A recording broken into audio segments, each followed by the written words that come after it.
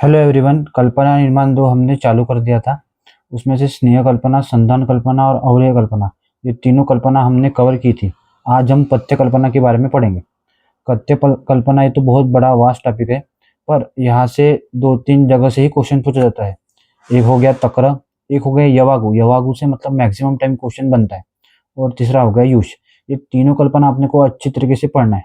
बाकी अपन देख लेंगे उसका मीनिंग क्या होता है और यूज क्या होता है, या उसमें प्रमुख घटक या पानी का प्रमाण कितना है। तो मैं बता दूं कि कल्पना निर्माण दो, यहाँ से ज्यादातर क्वेश्चन मतलब अवलिय कल्पना, स्नेह कल्पना या संधान कल्पना से ही पूछे जाते हैं। पत्य कल्पना ये मस्ट टू नो है, इसलिए आपको मैं बता रहा हूँ। ये प्रैक्टिकल लाइफ में जब अपन यूज करते हैं प्रैक्टिस में, तो ये वैद्य को मतलब ये बहुत मतलब पत्य कल्पना के आधार में ही आधा आयुर्वेद डिपेंड है। मतलब एक उदाहरण बता दूं, तो मेरा भाई प्रैक्टिस करता है, मतलब वो डायबिटीज और थायराइड और जो क्या बोलते हैं उसको, हाइपरटेंशन है, ये तीनों की बस स्पेशलाइज प्रैक्टिस करता है आयुर्वेदा में। तो वो बस पथ्य में क्या बताता है, तेल रहित मतलब तेल मत खाओ, एक भी तेल। और दूध के भी जो सेवन बनते हैं, दूध से जो डेयरी प्रोडक्ट है, वो सब बंद कर देता है। ये दोनों चीजें पे मतलब ये विधायी आहार है। यही बंद कर दिया तो आधा पेशेंट वही सुधर जाता है। तो उसकी लाइन ऑफ ट्रीटमेंट अलग है। तो मैं तो इतना इम्पोर्टेंट पथ्य का काम है। ठीक है, तो आपको मैं बता दिया सब कुछ। अभी मतलब बताऊंगा अभी सब कुछ कि क्या होता है, उसकी परिभाषा क्या होती है, पेपर में लिखना क्या है और अपने मन से क्या लिखना है। मतलब अभी देखते हैं कि पथ्य कल्पना कुछ भी लिख सकते हैं अपन, पर उसमें भी मेन क्या लिखना है वो सब मैं बताऊंगा। तो पहले परिभाषा से शुरू करते हैं। ये तो परिभाषा तो आपको मैं बताऊंगा ही। तो इन सबसे इम्पोर्टेंट परिभाषा मैं बताऊंगा ये है। ठीक है, तो पथ्य पथो अनपेत यदच उक्तम मनस प्रियम। इसका मतलब क्या है, पथ्य पथो, पथ्य क्या होता है, पथ, अनपेत जो पथ को अनपेत मतलब हानि ना करे, यदच उक्तम मनस प्रियम और मन को प्रिय हो, उसको पथ्य कहा जाता है। मैं उसको आपको बता दूं फिर लाइन टू लाइन। जो आहारादि द्रव्य शरीर स्रोतों में हानि करने वाला न हो तथा मन के लिए प्रिय हो, उसे पथ्य कहते हैं। और इसके विपरीत अपथ्य है। यदच अप्रियम पथ्यम च नियतम तत् न लक्षेत। क्या, जो इसके विपरीत है मतलब अपथ्य है, उसको उसके ऊपर ध्यान नहीं देना अपने को, मतलब उसका सेवन नहीं करना है। तो ये आपको मैंने डेफिनेशन बता दी। पेपर में आया तो चरक सूत्र स्थान 45 श्लोक है, तो यही अपने को डेफिनेशन लिखनी है, क्योंकि ये बहुत इंपॉर्टेंट है। ठीक है, ये भी लिख सकते हैं भी। उद्देश्य क्या है, स्वास्थ्य रक्षण मातृ से विकार प्रशमनम। ये तो अपन अपने मन से तो लिखते ही है उसका उद्देश्य। और हितकर आहार विहार औषध आदि, मतलब जो आहार विहार एवं औषध स्वास्थ्य की रक्षा के करे तथा रोगों का नाश करे, उसे पथ्य कहते हैं। ये मन से हो गया। पथ्य अनपेत, पथ्य अनपेतम पथ्यम मतलब जो मार्गों को अवरोध न करे, मतलब जो शरीर के हितकारी मार्गों को मतलब उसका कुछ उसके ऊपर दुष्परिणाम ना करे, उसे पथ्य कहते हैं। ये अपने को समझने के लिए याद करना है। ठीक है, तो मैंने आपको बता दी कि कौन सी डेफिनेशन डेफिनेशन लिखनी है, ये डेफिनेशन लिखनी है। अभी आगे चलते कि पथ्य कल्पना का उद्देश्य क्या है, वो तो अपने मन से अपन लिख सकते हैं। मतलब रोगों के अनुसार उचित आहार देना, रोगों की वृद्धि कर हो गया, रोगों की वृद्धि को रोकना। ठीक है, उसके बाद औषधि के गुण को कम होने में देते, मतलब जो औषधि गुणधर्म अपने अपन लेते हैं और उसकी मतलब अपन विरुद्ध आहार सेवन करेंगे, तो जो औषधि लेंगे उसका कुछ प्रभाव नहीं पड़ेगा, तो उसको कम नहीं होने देना, उसका ये मतलब है। रोगों की शक्ति बनाए रखना है। उसके बाद अग्नि मतलब डाइजेस्टिव पावर के अनुसार भोजन देना होता है। मंडप या वागु, इसकी मैं ट्रिक भी बताऊंगा, उसको कैसे याद करते हैं। रोग मुक्ति के बारे में धीरे धीरे, मतलब अ, अभी रोग मुक्ति के बाद अपन डायरेक्ट खाना खाएंगे कोई भी तला हुआ भुना हुआ, तो वो चलेगा नहीं ना। तो एकदम बराबर प्रॉपर से अपने को आहार का प्रयोजन करना पड़ता है। पहले मंड देना पड़ता है, उसके बाद पिया, उसके बाद विलेपी, फिर यवागु, ऐसे क्रम से बढ़ना पड़ता है। तो ये तो हो गया पथ्य के उद्देश्य क्या है। तो मेन उद्देश्य क्या है अपने को आना चाहिए। मैंने बता दिया कि पथ्य के आधार पर ही वैद्य लोग आदि चिकित्सा करते हैं, जो अच्छे तरीके से पथ्य बताते हैं। नहीं तो वो अलग बात है, रस द्रव्य का यूज करके जल्दी से रिजल्ट लाना, हो तो अलग बात है। पर पथ्य का यूज करके आप जब पुणे में आओगे तो आपको पता होगा, गलगली सर जो है बहुत प्रख्यात वैद्य है, वो तो बस ये वागु पे ही ज्यादातर प्रैक्टिस करते हैं। मतलब अलग अलग वैद्य की स्टाइल रहती है अपने अपने प्रैक्टिस करने की। तो भी देखते ही उद्देश्य क्या है। पथ्य सती गदातस्य किम औषधि निषेवने बने पथ्य असती। बस इसमें बस इन दोनों में सेम ही लाइन है ये, जिसमें बस सती है और एक असती। अभी सती और असती में क्या फर्क है? नियम रूप से पथ्य आहार विहार सेवन ना करे उसे असती कहते हैं, और सती क्या करते हैं? जो नियम रूप से पथ्य आहार विहार सेवन करे। तो गद आतर से, गद क्या होता है? व्याधि होता है। आतर से मतलब व्याधि से ग्रसित जो रुग्ण है उसको आर्तस से कहते हैं। पथ्य सती गदा आतर से किम औषधि निषेवने, मतलब इसका मतलब क्या होता है? जो उचित आहार विहार मतलब पथ्य का पालन करता है, उस मतलब जो उस रुग्ण को औषधि की क्या जरूरत है, मतलब उस औषधि खाने की क्या जरूरत है। जैसे जब मतलब आचार्यों ने ऐसे मतलब उसको मतलब एकदम हाईलाइट करके कहा, क्या जरूरत है भाई औषध खाने की उसको, अगर वो पथ्य पालन करता है। पर जो रुग्ण पथ्य असति गदादृश्य, जो पथ्य का पालन नहीं करता है, तो किम औषधि निषेव बने, उसको औषध देकर भी कोई फायदा नहीं होगा। तो इन दोनों का लाइन का मतलब बहुत इंपॉर्टेंट है। ये पेपर में आपने लिख दिया तो आप अलग छाप छोड़ोगे, फिर तो अपन अपने मन से तो रोगों के अनुसार उचित आहार विहार, रोग की वृद्धि को रोकना, ये तो अपन लिखते ही है, ये सबको पता ही रहता है। अभी देखते हैं पथ्य के प्रकार। पथ्य की कल्पना कहाँ से आई, उसका विचार कहाँ से आया, वो भी मैं आपको बताऊंगा। तो आपको मैंने परिभाषा और उद्देश्य, ये दोनों जो है श्लोक बहुत इंपॉर्टेंट है। चलो सूत्र 25 में आप इसको देखोगे तो आप इसको लर्न भी कर लिया, पेपर के 1 महीना बाकी है तो आप लर्न भी कर सकते हैं। अगर लर्न नहीं होता है आपको तो ये तो कीजिए, ये अगर नहीं किया मतलब एक मतलब पहली लाइन तो भी कीजिए इसकी मिनिमम, ठीक है, क्योंकि 10 मार्क का क्वेश्चन जो आएगा तो फिर अपने को 2 तो श्लोक लिख के आना पड़ेगा ना, ठीक है। अभी पथ्य के प्रकार क्या है? एक होता है आहारज, विहारज और मानस भाव। पथ्य मतलब खाना खाना उत्तेजक सीमित नहीं है, उसके आगे भी विहारज भी होता है और मानस भाव। मानस भाव मतलब क्या? अभी अपस्मार उन्माद के पेश में हम जब पढ़ते हैं क्या बोलते क्लिनिक में या के किसी वैद्य के सानिध्य में, कि धारणा और ध्यान समाधि मतलब वो तप और जप, ये इसका भी प्रभाव पड़ता है। जप मतलब वो माला लेके ऐसे ऐसे नहीं करना है। हमारे सर बोलते हैं कि गोविंद, गो यानी होता है इंद्रिय, गोविंद, गो यानी होता है इंद्र, और विंद होता है इसका मतलब एकदम सामंजस्य बड़ा बना के रखना अपने शरीर में। तो गोविंद नाम जप करने से भी क्या बोलता है व्याधि की मतलब जो मन मन से जुड़ी होती है वो व्याधि, उसका भी प्रशमन करने में मदद करते हैं। तो भी आहारज में क्या है? आहारज में तो आपको मैं जो अपन पढ़ेंगे तो ज्यादातर आहारज का ही पढ़ेंगे, पर विहारज भी होता है, जैसे निद्रा हो गया, व्यायाम हो गया। व्यायाम का आपको श्लोक भी पता है, पेपर में नहीं लिखना है अपने को क्योंकि इतना सारा कंटेंट है, इसका मतलब तथ्य क्या आप लिख नहीं पाओगे। मानस भाव हो गया, मानस भाव में ध्यान धारणा समाधि जो तप होता है वो सब कुछ। अभी आहारज में क्या?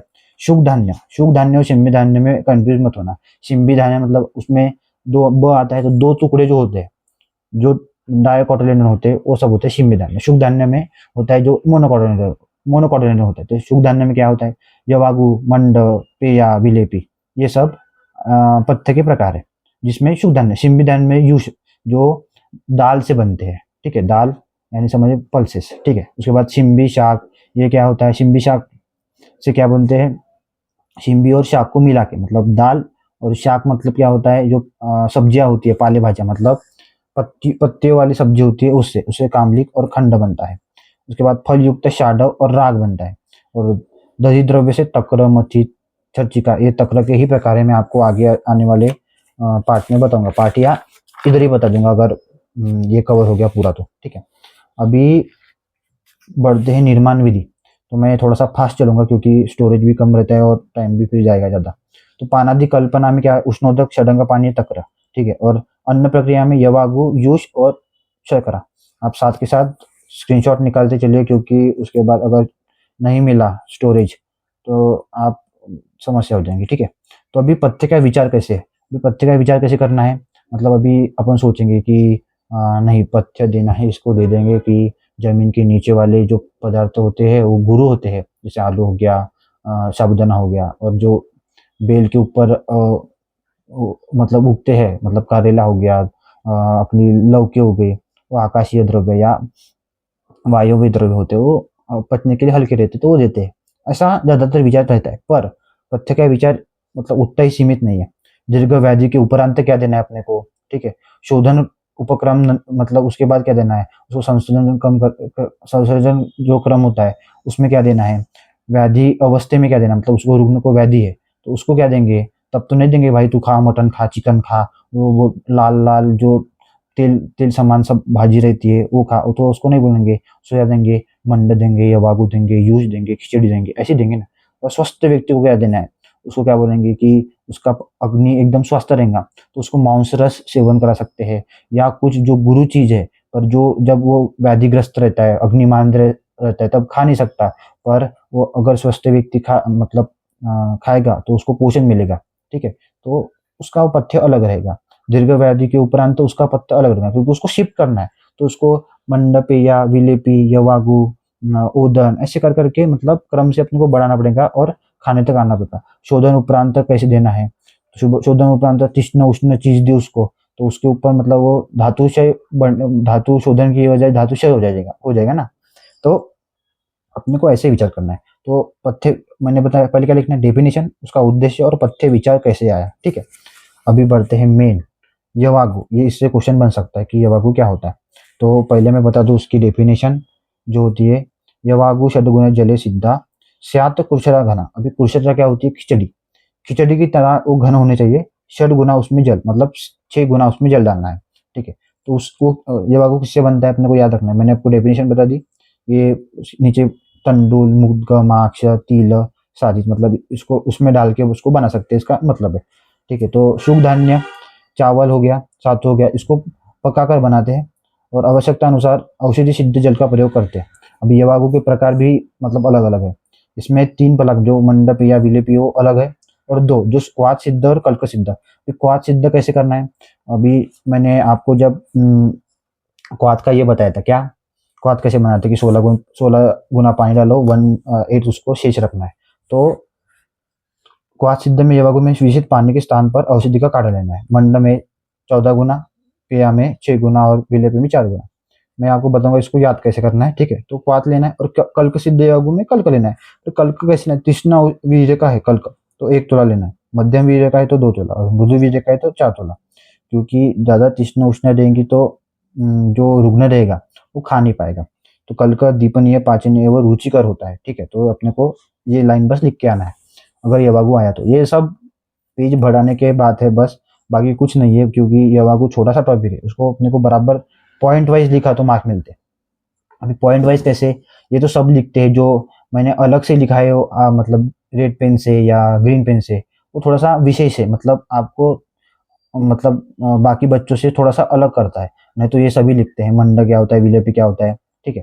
तो अभी देखते हैं अपन मंड क्या होता है। मंड क्या होता है, सिकते विरहितो मंड। अभी सिक्त क्या होता है आपको समझ में आना चाहिए कि ये हो गया अपना, जब अपन चावल बनाते हैं तो पानी डालते हैं, और इसमें 2-3 चावल के दाने हो, बस ये हो गया सिक्ता, पर पके हुए, ठीक है। सिक्तो विरहितो मंड, दाने ना हो, सॉरी मैंने आपको गलत बता दिया। सिक्त विरहितो मंड मतलब उसमें सिक्त ना हो। अब चावल पका दिया अपन ने, तो उसके ऊपर का जो पानी रहता है ना, पानी बस चावल का पानी, उसको ही बोलते हैं मंड।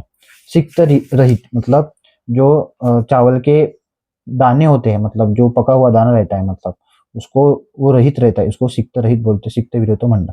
पेया सिक्त समान्विता, सिक्त मतलब थोड़ा सा भी अभी दाने आना चालू हो गए, मतलब थोड़ा थोड़ा 2-3 दाना आना चालू हो गए, सिक्त होते हैं, ठीक है।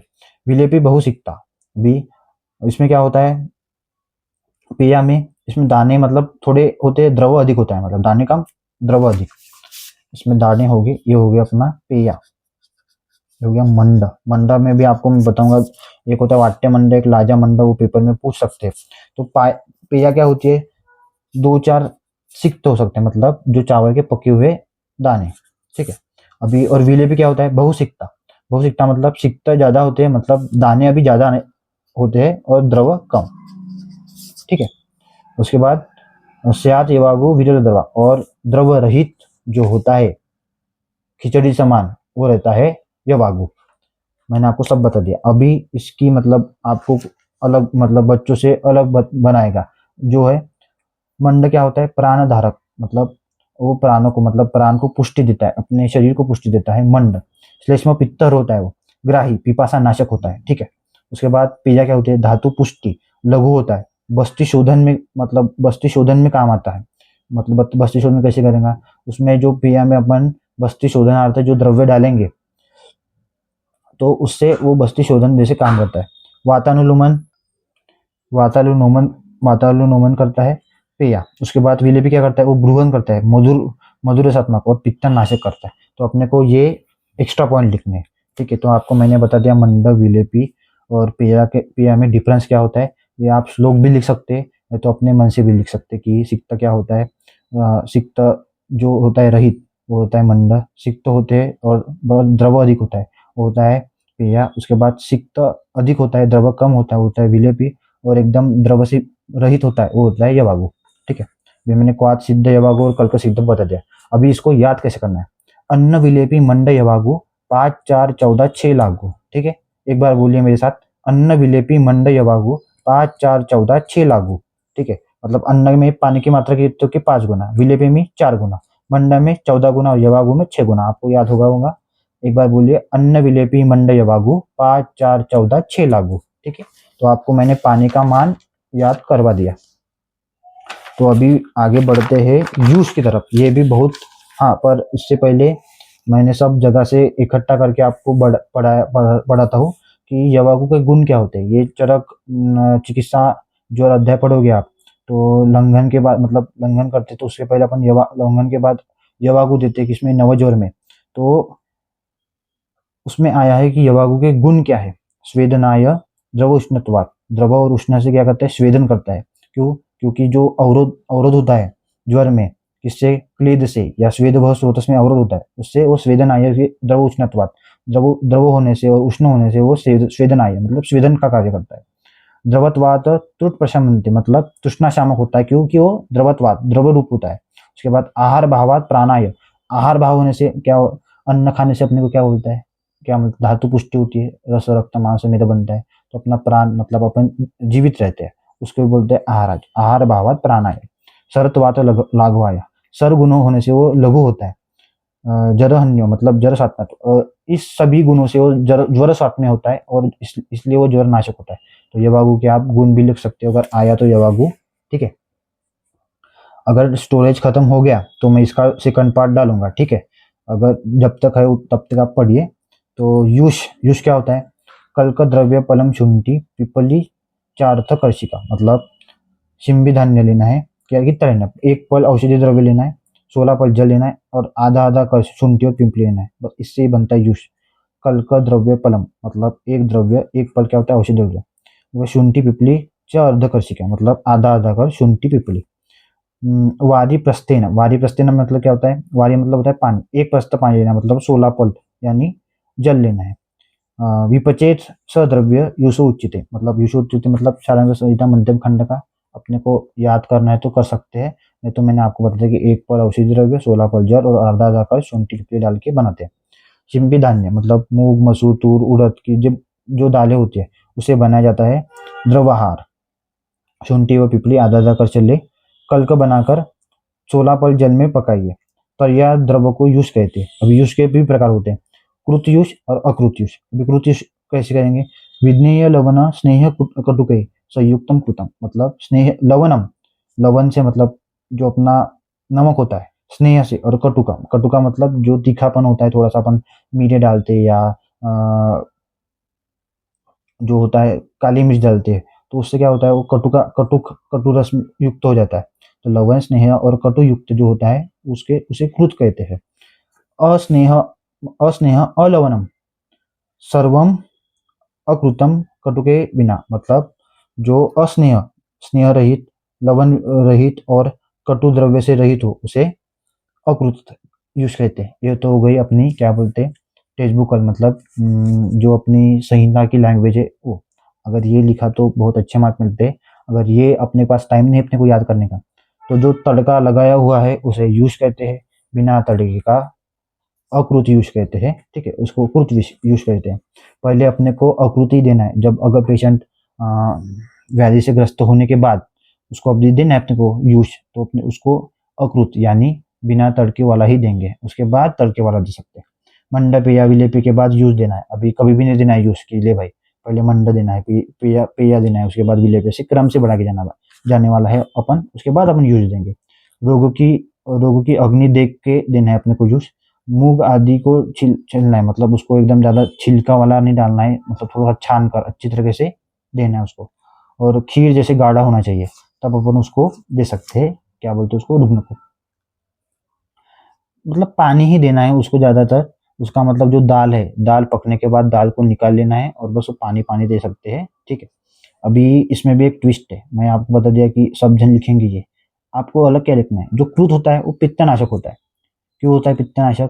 क्योंकि उसमें स्नेह द्रव्य होता है। स्नेह द्रव्य क्या करता है, जो घृत होता है वो पित्तनाशक होता है। अकृत क्या होगा, कफनाशक। अब स्नेह द्रव्य कफ को बढ़ाता है, तो अकृत रहेगा, लवण रहित रहेगा तो कफनाशक, मतलब वो कफ को बढ़ाएगा नहीं। और कृताकृत, वो थोड़ा सा स्नेह भी चाहिए अपने को, और मतलब वो थोड़ा सा लवण भी चाहिए, तो कृताकृत वो वातनाशक है। तो अपने को ये अपन याद कर सकते हैं। अभी यूज के प्रकार क्या है, रस के अनुसार कषाय मधु और कषाय आम्ल, ये दो होते हैं। दोष के अनुसार वातनाशक, पित्तनाशक, कफनाशक मैंने बता दिया आपको। और यापन के अनुसार साध्य, असाध्य और याप, इस अलग अलग कंडीशन में अपन कौन से यूज दे सकते हैं। अभी मैंने आपको यूज बता दिया, ठीक है। अभी कुशरा ये लास्ट पढ़ते हैं, उसके बाद आने वाले अगले वीडियो में आपको बताऊंगा कि तक्र और दधि के गुण, और बहुत इंपॉर्टेंट है, आपको मैं बताऊंगा कि तक्र और दधि के गुण क्या होता है, खंड वेशावर क्या होता है, ठीक है। अभी कुशरा पढ़ते। कुशरा मतलब होता है खिचड़ी अपनी। कुशरा तिल तंडुल माश कृता यवागु, मतलब यवागु के समान बनते हैं। तो 6 पट पानी, मतलब 6 भाग पानी लेना है, तंडुल 2 भाग लेना है, माश 1 भाग लेना है, और तिल आधा भाग, इसको पकाना है। उसके गुण क्या होते हैं, कफ पित्त वर्धक होता है ये, और वात नाशक होता है। तो आगे आप भी वेशावर भी पढ़ सकते हैं अपन, थोड़ा सा स्टोरेज बताया शायद। तो वेशावर क्या होता है, अपने को समझना है कि जो मांस होता है उसको, उसकी उसके में से हड्डी निकाल को उसको पकाते, तो उसको वेशावर बोलते हैं। पर कौन से द्रव्य के साथ, शुंठी मरीच पिप्पली धान्य का अजाची दाढ़िमम पिपली मूलम संयुक्तम वेशावर इति स्मृतम। शुंठी मरीच पिपली धान्य अजाची दाढ़िम पिपली मूल, इन सभी को पकाया जाता है। हड्डी रहित मांस का भी प्रयोग किया जाता है, उसको विषावर बोलते हैं। विषावर के गुण क्या है, गुरु है, वो स्निग्ध है, बलवर्धक है, और अपाय मतलब उपचायकारक, मतलब उसको मतलब अपने शरीर को खाने से उसका मतलब ब्रूहन करता है, ऐसा होता है वेशावर, ठीक है। वेशवार, सॉरी वेशावर बोलते हैं, वेशवार। उसके बाद खंड, यह यूज का ही प्रकार है। तो खंड में 2 प्रकार आते हैं, सतक्र जो शम्मी धान्य होता है उससे बनता है, और सतक्र शाक, एक तो शाक से बनता है, और शिम्बी धान्य जो मैंने आपको बताया था यूज, ठीक है। तो सतक्र शाक में कवट हो गया, चांगेरी, मरीच, चित्रक आदि को तक्र के साथ गाढ़ा बनाया जाता है, उसको बोलते हैं शाक, सतक्र शाक खंड। उसके बाद तिल खंड, तिल को दूध के साथ 3 दिन मर्दन करना, उसके बाद वस्त्र से छानना, छाने हुए दूध में मरीच, जीरा, समुद्र लवण, अदरक और घुड़ डाल के बनाया जाता है, उसको बोलते हैं, पकाया जाता है, उसको बोलते हैं तिल खंड, ठीक है। इसके बाद आता है कामलिका, दधि का ऊपर का पतला भाग लेकर उसमें सेवर, चल, जीरक, धान्य मिलाकर मंथन करना, जिसके गुण क्या है, रुद्ध है, वात कफ और वात कफ दोष दोष के लिए हितकारक होता है, ठीक है। तो मैं इसको भी फास्ट फास्ट क्यों बता रहा हूँ, क्योंकि ये पेपर में आने की चांस बहुत कम है। आपको बस एक बार नज़र घुमाना है इसके ऊपर। मैंने आपको बताया था कि यवागु, यूश और तक्र या दधि, इसमें से ये आता है। शाडव क्या होता है, जो अपन पन्ना पीते हैं वही शाडव है। मधुर आम्ल द्रव्यों से बनाया जाता है, कवट हो गया, कैरी हो गया, यह द्रव्य गुड़ के साथ पकाए जाते हैं। इसमें खाडव या शाडव कहते हैं। इसमें गुण रुद्र, रुष्य, रुचिकर और गुरु और प्रीणन के लिए उपयोगी होते हैं। इसके बाद बढ़ते हैं भक्त, अन्न विलेपी मंडय वागु, मैंने बताया ना आपको, वो 5 4 14 6 लागू, वैसे होता है भक्त। धुले हुए सुगंधित चावल का जो होता है भात, उसको बोलते हैं अत्यंत लघु, बिना धोए चावल गुरु हो जाते हैं, इसलिए अपन धोते हैं, इसको बोलते हैं भक्त। आप स्क्रीनशॉट निकाल सकते हैं। अभी कुर्ची का क्या होता है, दूध को गाढ़ा करके बनाया जाता है, इसे खवा या मतलब मावा भी कह सकते हैं अपन, ठीक है। तो ये गुरु गुणात्मक होता है और पित्त शामक होता है, ये होता है कुर्ची का। आप उसको लर्न कैसे करना है, अपने को बस एक तख्ता बनाना है कि भक्त क्या होता है, कुर्ची का क्या होता है। उसके बाद जवागु का तख्ता बनाना है, वेशावर, खंड, कामलिका, इसमें क्या यूज होता है और कितना गुना पानी। एक बार तख्ता बना दिया और एक नोट्स आपने एक बार पढ़ लिए, तो आपका पथ्य कल्पना पूरा कंप्लीट हो जाएगा। तो अभी आगे बढ़ते हैं तक्र। तक्र बहुत इंपॉर्टेंट है। अगर स्टोरेज खत्म हो गया तो मैं एक 5 मिनट का वीडियो डालूंगा, आपको देख लीजिए, ठीक है। तो तक्र क्या होता है, ये क्वेश्चन आ सकता है फिक्स एसक्यू या एलक्यू के लिए, नहीं तो पथ्य कल्पना से क्वेश्चन नहीं आता। ऐसे बोलेंगे पथ्य कल्पना क्या होती है वो बताइए, और तक्र के गुण बताइए, उसको कैसे यूज करते हैं, उसके प्रकार बताइए। तो दधि मंथन करने के बाद उसका स्नेह निकालने के बाद उसमें अर्धभाग जल डालकर बनाया जाता है तक्र। मतलब जल्दी से बता देता हूँ, ये होता है, इसमें मंथन करना है रवि डाल के, उसके बाद उसमें आधा जल डालना है, स्नेह निकाल लेना है, ठीक है, उसको बोलते हैं तक्र। अभी उसको पर्याय क्या है, दंडाहत बोलते हैं। दंडाहत क्यों बोलते हैं उसको, मंथन करते हैं ना, इसलिए दंडाहत। गोरस बोलते हैं, विलडित बोलते हैं, कालशेय बोलते हैं, ठीक है। उसके बाद तक्र के प्रकार चरक चिकित्सा के अनुसार क्या है, वृक्ष अर्ध स्नेह युक्त और पूर्ण स्नेह युक्त। वृक्ष कैसे, स्नेह निकाल लिया तो वो वृक्ष हो गया। अर्ध स्नेह युक्त और पूर्ण स्नेह युक्त मतलब उसमें स्नेह, आधा स्नेह मतलब थोड़ा सा स्नेह निकालते, पूर्ण स्नेह युक्त मतलब बस मंथन करते, हो गया। फिर महावर मिश्रण ने क्या कहा है, मतलब प्रकार में घोर, मथित, तक्र, उदशित और छज्जिका। ये पेपर में पूछा जाता है कि तक्र के प्रकार बताइए, तो अपने को ये बताना पड़ता है। ये तो सभी लिखते हैं। घोल क्या है, डायरेक्ट दधि को मंथन करना, ये हो गया घोल। मथित क्या है, स्नेह रहित होता है ये, ठीक है। उसके बाद तक्र में 1/4 जल डालना है। अभी किसके आधार पर है, तरतम भाव के आधार पर और जल के प्रमाण के आधार पर है सब। तक्र, उदशित और छज्जिका। तक्र में 1/4 पानी डालना है और 1/2 पानी डालना है किसमें, सॉरी 1/2 बोलते हैं, 1/2 पानी डालना है किसमें, उदशित। मतलब जितना दही लेंगे उसके हिसाब से पानी है ये, नहीं तो डालते जाओगे किसी के हिसाब से तो नहीं, दही के हिसाब से, ठीक है। उसके बाद अधिक मात्रा में जल है तो छज्जिका। तो ये किसके लिए यूज होता है, तो मैं इसके पहले आपको गुण बताऊंगा कि तक्र के गुण क्या है। तो बहुत मेहनत लगती है इसको तक्र के गुण शोधो, ये शोधो, वो शोधो के लिए, मतलब ढूंढने के लिए। तक्र क्या है, मतलब उसका रस क्या है, कषाय, अम्ल, मधुर रसात्मक है। वीर्य उसका उष्ण है, विपाक उसका मधुर है। गुण क्या है, लघु और रुक्ष, ये रुक्ष गुण याद रखना, इसके हिसाब से बहुत काम करता है वो। कर्म, क्योंकि इससे ही उसको अलग किया जाता है दधि से। दधि कैसे अभिसंधि क्लेदक होता है, ठीक है। और कर्म कैसा है, अग्निदीपक, मेधा वर्धक, वातनाशक और तृप्तिकर। ये आप मतलब इसको अच्छे तरीके से याद कर लीजिए, आपको अगले साल कभी भी तक्र के गुण पूछ सकते हैं, ठीक है। और इसलिए ही ये अग्निमांद्य, विषम अग्नि, कपच रोग में क्यों, क्योंकि उसमें वो वृक्ष होता है। श्रोतावरोध, क्योंकि वो वृक्ष होता है।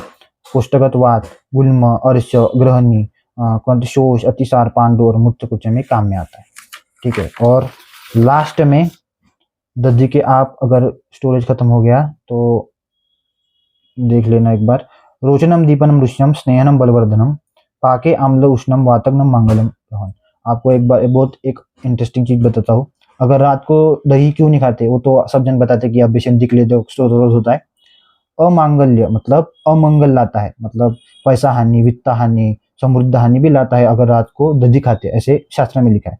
तो मांगल्य, अगर ये कौन सा दधी है, जो ताजा अच्छी दूध का बना हुआ, ताजा दूध का बना, वो एकदम आम्ल रसात्मक नहीं, एकदम थोड़ा मधु थोड़ा आम्ला, ऐसा दधी लेना है। रोचन, दीपन, रुष्य, स्नेहन, बलवर्धनम होता है वो।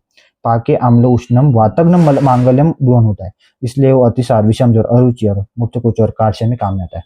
तो आपको मैंने ये सब, वही है मच्छित, उदासीत और क्या बोलते हैं, वाट्यदक, सब मैंने बता दिया आपको। हाँ, एक मैं भूल गया हूँ अगर, हाँ, तो मंड, ये मंड क्या होता है, एक वाट्य मंड होता है और एक होता है लाजा मंड। तो वाट्य मंड वो तुष रहित यव से बनता है, उसमें 14 पट पानी डालते हैं। कफपित्त नाशक होता है वो, कंठ हितकर होता है। लाजा मंड क्या होता है, उसे लाजा से बनते हैं। लाजा सबसे मतलब पथ्यकर माना गया है आयुर्वेद में, वो क्या है, लाजा, ठीक है। उसके बाद वो तृष्णा और ज्वर और पित्तनाशक होता है। तो मैंने आपको लगभग पथ्य कल्पना बता दी, स्टोरेज ने थोड़ा सा साथ दे दिया। तो आप इसको लिख भी सकते हो, मैं आपको स्क्रीनशॉट देता हूँ कि आपको परिभाषा तो लिखनी है, उद्देश्य लिखना है, प्रकार लिखना है, ठीक है। उसके बाद यवागु तो बहुत इंपॉर्टेंट है, पथ्य का विचार कैसे करते हो वो। उसके बाद जब क्वाथ सिद्ध यवागु, कल्क सिद्ध यवागु और 5, 4, 14, 6 लागू, ये तो इजी ट्रिक है, आपको मैंने बता दी। उसके बाद ये भरत कुर्ची का, इसको याद करने की जरूरत नहीं है। तो तक्र बहुत इंपॉर्टेंट है, तक्र के गुण, सदी के गुण, ठीक है। और तक्र के प्रकार पूछते हैं और एमसीक्यू के भी आ सकते हैं, तो आप इसको याद कीजिए। घोल, मथित, तक्र, उदशित, छज्जिका। तो कितने पट पानी, ये दधी के हिसाब से, दधी जितना लेंगे उतने हिसाब से पानी। और उसके व्याधि आप अगर याद किया तो थोड़ा सा अलग हो जाएगा। तक्र क्या होता है, और पथ्य कल्पना का मुख्य सिद्धांत क्या है? लघु, दीपन, बल्य, रुच, औषधीय युक्त होना चाहिए जो भी अपन पथ्य खाएंगे। और आधुनिक उपयोग क्या है? भात की पेज हो गया, दाल का पानी हो गया, सब्जी की सूप हो गया और मूंग की दाल की खिचड़ी हो गई, अपन ये देते हैं। तो ठीक है, आपको मैंने सब कुछ बता दिया। इतना इजी और इतना मतलब, अगर आपने ये 30 मिनट का वीडियो है, थोड़ा सा लंबा है पर देख लिया तो आपके पूरे मार्क पक्के हैं, आपका कोई भी सवाल छूटेगा नहीं। Thank you and have a good day to all. Subscribe कीजिए, लाइक कीजिए और आपको ये वीडियो कैसा लगा कमेंट कीजिए। धन्यवाद।